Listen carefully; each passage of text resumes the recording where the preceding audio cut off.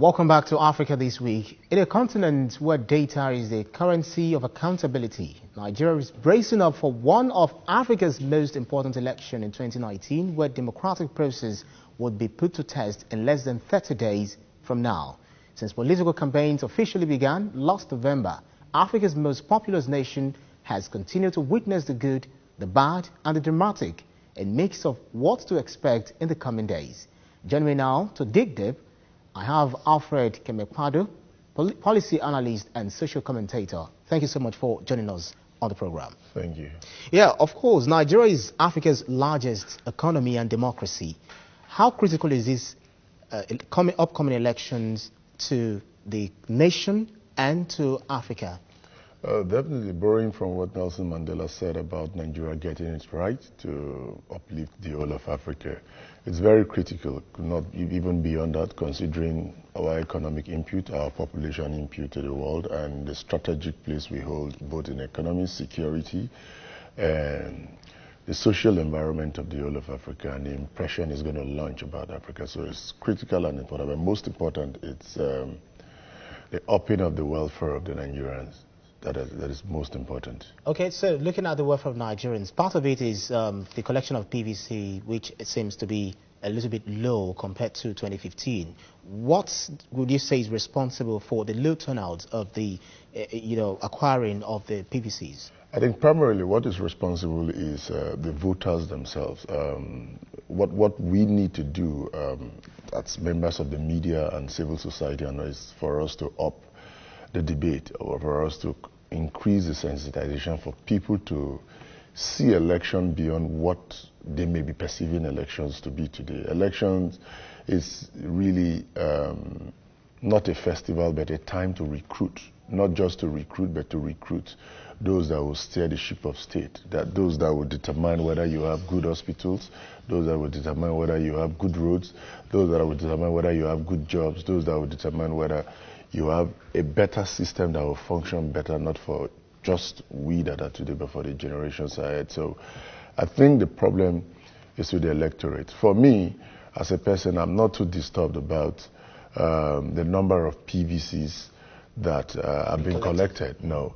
Whether they are just this amount or they are lower than this is not really the issue for me. The issue is those that have collected the PVC. How have they been able to translate their PVCs to votes that reflects what they really think, especially in this era of vote buying, where people are distracted from what they should ordinarily think about aspirants with respect to the deliverables, if aspirants have capacity to deliver on their promises. So that's my area of concentration. So even if we have half of the PVCs and half of the population voting now, that's not, it's okay, but are they really translating it democratically, like the village woman in Sokoto and the one in Focados? Is she really going to the polling unit asking questions like, who is this person contesting? What is his pedigree? What is in his capacity to deliver? What has he done before? You understand? What does he understand about the Nigerian state and the current debates? You understand?